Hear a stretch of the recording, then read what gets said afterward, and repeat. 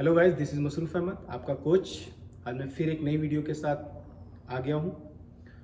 आज हम बात करने वाले हैं फिटनेस इंडस्ट्री में जो मिथ्स सर्कुलेट हो रहे हैं उन पे और उनके फैक्ट के बारे में। हमारी फिटनेस इंडस्ट्री में जो फर्स्ट मिथ है वो जो मैंने एक्सपीरियंस किया एज अ ट्रेनर फ्लोर पे, कि फीमेल्स आती हैं और कहती हैं सर मैं कार्डियो करने आई हूँ, मुझे तो सिर्फ फैट लॉस करना है, मैं वेट ट्रेनिंग नहीं करूँगी, मेरी बॉडी लड़कों की तरह हो जाएगी, लुक लाइक ए मैन। तो मैं बताना चाहता हूँ कि आप कार्डियो ट्रेनिंग करें, ठीक है, बट स्ट्रेंथ ट्रेनिंग आपको हेल्प करती है। आपकी डेली लाइफ जो डेली लाइफ है, आपके घर का काम या ऑफिस जाना आना, आप अगर लेग को ट्रेन कर रहे हैं तो आप उसकी स्ट्रेंथ गेन कर रहे हैं। अगर आप आर्म्स को ट्रेन कर रही हैं तो उसकी स्ट्रेंथ गेन कर रही हैं। अगर बैक, चेस्ट या कोई भी मसल आप ट्रेन कर रहे हैं तो उसकी स्ट्रेंथ को गेन कर रहे हैं। आप में इंड्योरेंस बिल्डअप हो रहा है। हाँ, आपके अंदर वो स्ट्रेंथ आ रही है, आपके अंदर पावर आ रही है, आपको डेली लाइफ में बहुत हेल्पफुल हो जाएगी। जैसे आपके घर का काम, कोई सामान उठाना हुआ, आपने उठा के रख दिया, कार्डियो करके ये सब नहीं कर पाएंगे आप। हाँ, मसल उसमें भी आपकी इन्वॉल्व होती है। फैट लॉस, कोई भी ट्रेनिंग फैट लॉस नहीं करती है, ये अपने मन में आप डाल लें प्लीज़। फैट लॉस केवल एक वेल कैलोरी डिफिसिट वाली डाइट ही कराती है। एक्टिविटी सिर्फ हेल्प करती है टू बर्न सम कैलोरीज। तो ये मिथ बहुत फैला हुआ है, प्लीज़ माइंड से अपने निकाल दीजिए कि आप स्ट्रेंथ ट्रेनिंग करेंगी तो you will be look like a man. No, it's not possible. और पॉसिबल कैसे हो जाए? आपकी बॉडी में टेस्टोस्टेरोन है ही नहीं। टेस्टोस्टेरोन जैसे आपका बढ़ेगा आपकी मसल बिल्डअप होगी। टेस्टोस्टेरोन होता है बट आपका उतना नहीं होता है, तो इम्पॉसिबल है ये। और अगर आप कर रहे हो स्ट्रेंथ ट्रेनिंग, अगर आपकी बॉडी लगती है कि मेरी बॉडी अब about to turn into male body, तो आपको स्टॉप हो जाना है, आपको बंद कर देना है वर्कआउट। अगर आपको लगता है कि मेरी बॉडी लड़कों की तरह होती जा रही है, आपको बंद कर दीजिए आपका ट्रांसफॉर्मेशन। क्योंकि फैट तो आपका लॉस ही हुआ, तभी तो आपको वेस्कुलरिटी और अच्छी क्वालिटी ऑफ मसल्स दिख रही हैं, तो आपको बंद कर देना है। फिर सेकेंड मिथ ये है कि कार्डियो करने से सर हमें हमारी मसल लॉस हो जाती है। नहीं, मसल लॉस का कार्डियो से लेने देना ही नहीं है। मसल लॉस का लेना देना है आपकी पुअर डाइट, आपकी पुअर डाइट से लेना देना है मसल लॉस का। बहुत लोग घर में पड़े रहते हैं, मसल लॉस हो जाता है। कार्डियो करने से मसल लॉस नहीं होना है। आपकी अगर डाइट सही नहीं है तो आप ओवर ट्रेनिंग कर रहे हो। कोई भी एक्टिविटी करेंगे, आपकी डाइट नहीं अच्छी है तो जाहिर सी बात है आपका मसल लॉस होना ही होना है। मैंने बोला ना, एक रिक्वायर्ड मैक्रोज एंड माइक्रोज होते हैं, वो बॉडी में आपको देना ही देना है। समझ रहे हैं? तो कार्डियो आपका मसल लॉस नहीं कराता है, ओवर ट्रेनिंग आपका मसल लॉस कराती है। और अगर आप वेल बैलेंस्ड न्यूट्रिशियस मील पे नहीं है तो आपका मसल लॉस, स्किन कलर, आप डल हो जाओगे, बीमार दिखोगे। प्लीज ये मन से निकाल दीजिए, कार्डियो से ही आपका मसल लॉस होता है। Over training leads to muscle loss. Over training नहीं करनी है आपको। तो थर्ड मिथ है, उस पर बात करते हैं और फैक्ट बताता हूँ मैं आपको। थर्ड मिथ ये है कि मैंने बहुत एज अ ट्रेनर, मैंने जो फ्लोर पे जो एक्सपीरियंस किया है, जो एज अ ट्रेनर जो फ्लोर पे मैंने एक्सपीरियंस किया है कि बहुत सारे ऐसे क्लाइंट्स आते हैं, एजेड हों या फिर मिड एज वाले हों। मैंने देखा है कि वो आते ही स्विच ऑफ कर देते हैं फ़ैन का और एसी का, कि सर एसी प्लीज़ इसका फ्लैप ऊपर कर दीजिए, या एसी बंद कर दीजिए, सर फैन ऑफ कर दीजिए, मुझे स्वेटिंग नहीं हो रही है।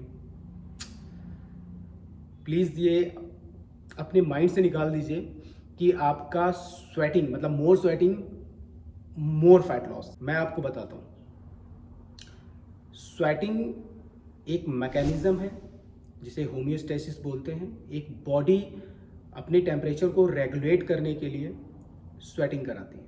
जैसे कि आप कोई एक्टिविटी कर रहे हैं, आपकी बॉडी का टेम्परेचर रेज हो रहा है, उसको कूल डाउन करने के लिए बॉडी नेचुरली वाटर रिलीज करके और उसको कूल डाउन करती है।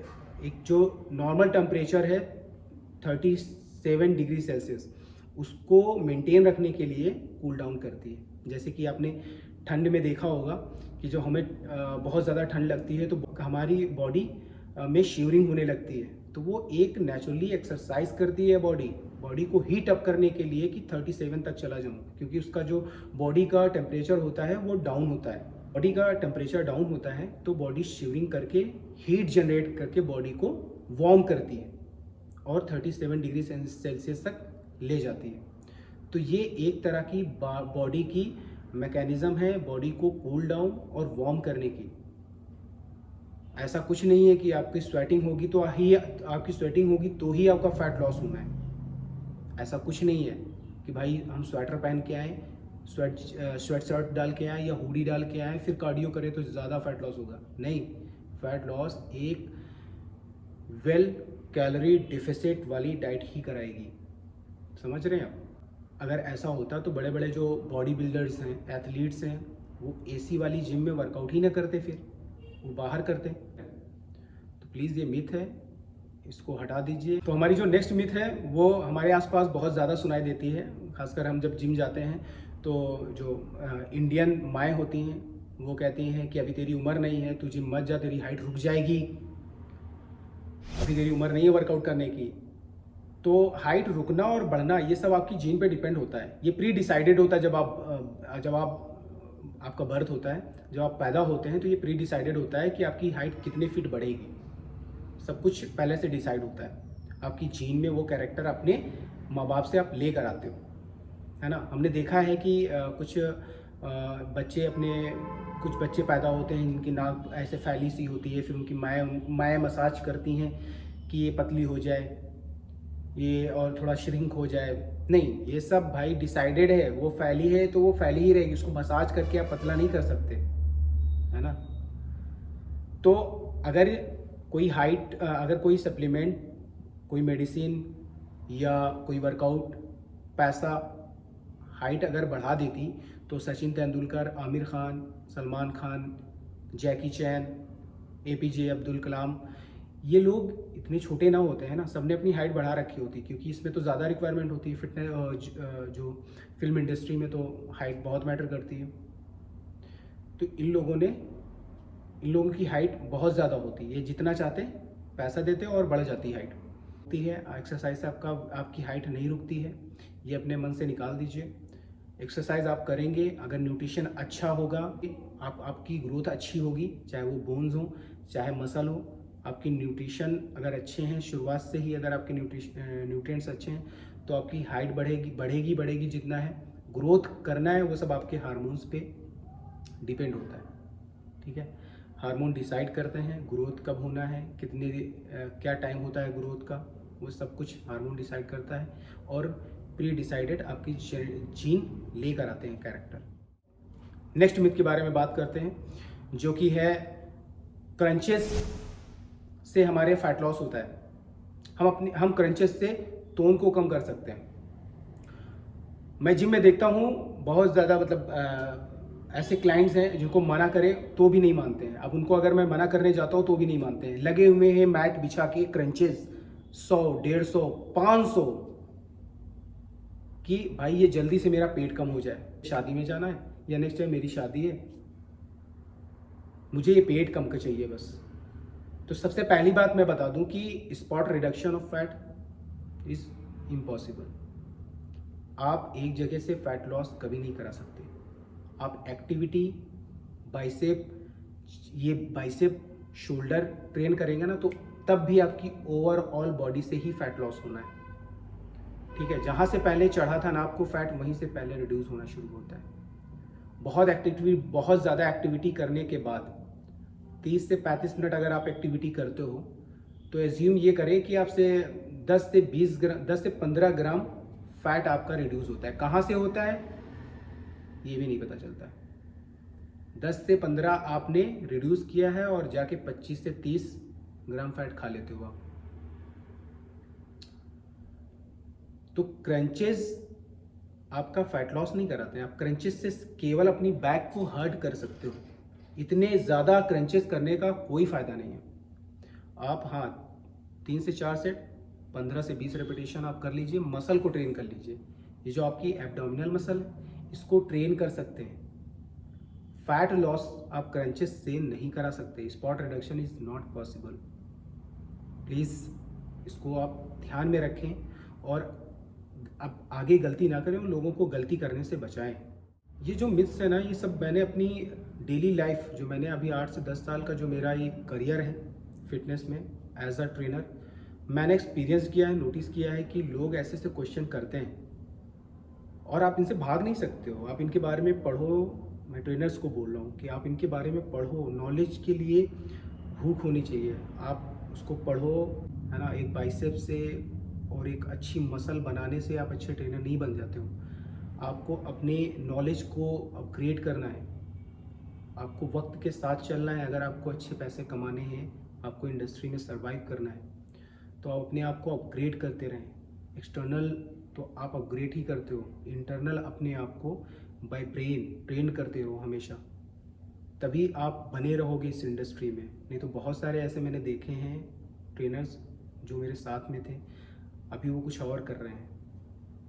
देखिए, इस प्रोफेशन को अगर आपने अपनाया है तो पैशन इसमें बहुत होना चाहिए। हम अपने नेक्स्ट मिथ के बारे में, ये मिथ होता है कि बहुत सारे बच्चे हैं जो अभी नई नई जिम ज्वाइन करते हैं। सर मुझे बेस्ट वर्कआउट बताइए, best workout of bicep, best workout of chest, best workout of back, best workout of tricep. Sir over rated exercise बताइए।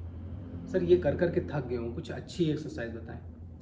ठीक है भाई, तुम जाके उधर बॉल पे लेट जाओ और चेस्ट प्रेस करो, बहुत अच्छा आएगा आपकी चेस्ट पे। ऐसे बता दूं, ये बेस्ट है। मूवमेंट तो मूवमेंट है ना। आप बेस्ट, आपके लिए एक्सरसाइज तब होगी जब आप एक अच्छे प्लान के साथ स्टिक हो, आपका एक बढ़िया डिज़ाइन किया हुआ वर्कआउट हो, आपकी अच्छी प्लान की गई हुई मील हो, जो डाइट है, डाइट चार्ट होना चाहिए, design well design diet chart हो जो आपकी बॉडी प्रोसेस के अकॉर्डिंग बना हो कि आपका क्या गोल है, उसके अकॉर्डिंग अगर है तो आप अच्छे वॉल्यूम के साथ फुल कॉन्ट्रैक्शन, मसल में फटीग कराइए। अगर आप मसल गेन करना चाहते हैं, हाइपरट्रॉफी कराएं, सरप्लस कैलोरीज रखें, अच्छा रिजल्ट आएगा। मूवमेंट सारे बेस्ट होते हैं, अब आप उस पर कितना एफर्ट लगा रहे हो, आप कितने कंसंट्रेशन के साथ कर रहे हो, ये मैटर करता है ना। कि शोल्डर प्रेस तो यही मूवमेंट है ना शोल्डर प्रेस का, तो ऐसे ही तो करोगे। इसमें बेस्ट क्या ले आओगे? मतलब आप किसी बेंच पे लेट के करोगे, मतलब फैंसीज वर्कआउट की तरफ जाओगे, या आप अमाउंट ऑफ एफर्ट को देखोगे? शोल्डर प्रेस ऐसे ही होगा ना, ऐसे तो नहीं होगा शोल्डर प्रेस। तो बेस्ट वर्कआउट सारे हैं, मूवमेंट सारे हैं, बस उस पर आप कितना वॉल्यूम दे रहे हैं, क्या डाइट है, वो मैटर करता है। आपका रिजल्ट बस वही डिसाइड करता है। तो ये फालतू की मिथ आप उन पे बिलीव ना करें, कुछ रिसर्चेस टाइम निकाल के कर लिया करिए, यूट्यूब पे जाके या गूगल्स पे आप पढ़ लिया करिए कि क्या राइट इन्फॉर्मेशन हमें मिलनी चाहिए। अपने आप को भी अपग्रेड करें एज अ क्लाइंट। समझ रहे हैं? आपको पता होना चाहिए कि आप 7 किलोमीटर गाड़ी चला के आते हैं 10 मिनट ट्रेडमिल दौड़ने के लिए। आप आए हो अपनी बॉडी को ट्रेन करने और आप जा रहे हैं लिफ्ट से, आपसे स्टेयर नहीं चढ़े जा रहे हैं। तो सिर्फ आपका गोल अगर है जिम जाना है, जिम देखना है, वहाँ का इन्वायरमेंट देखना है, फ्रेश होके फिर चले जाना है, तो ये भी बेस्ट है। आप खुश है ना, ठीक है, बट फिटनेस भूल जाइए। अगर आपको फिट रहना है, फिटनेस को अपने बढ़िया बना के रखना है, अपने इंटरनल ऑर्गन्स को, अपने स्टैमिना को बिल्ड करना है, तो प्लीज़ अपनी डेली लाइफ में फिटनेस को अप्लाई करें। अगर आप ऑफिस में बहुत देर बैठे हुए हैं ना, तो आपकी बॉडी स्टिफनेस हो जाएगी। आपको उठ के हर घंटे 1 घंटे पे स्ट्रेचिंग करके रिलैक्स कराना है। वो स्ट्रेचिंग आपको जिम में ट्रेनर ही बता पाएगा, क्योंकि आपके पास टाइम ही नहीं है यूट्यूब पे वीडियोस देखने के लिए या रिसर्च करने के लिए। प्लीज़ फिटनेस की तरफ आएँ, और fitness is very important thing. मुझे तो लगता है कि इससे बढ़िया नशा ही नहीं है कोई। समझे? आप अगर जिम का नशा है आपके पास, तो आप किसी नशे की ज़रूरत नहीं है, ये कैंसर क्रिएट नहीं करता है। प्लीज़, अगर आपको मेरी वीडियो अच्छी लगी तो मुझे सपोर्ट करें। अभी मैं बहुत नया हूँ, कोशिश कर रहा हूँ कि अच्छे से अच्छी इन्फॉर्मेशन आपको दे सकूँ और देता रहूँगा। प्लीज़ मुझे शेयर करें, लोगों तक मैं भी पहुँचूँ, उनको अच्छी इन्फॉर्मेशन मिले। तब तक के लिए take care of yourself, take care of your body. Allah हाफिज़।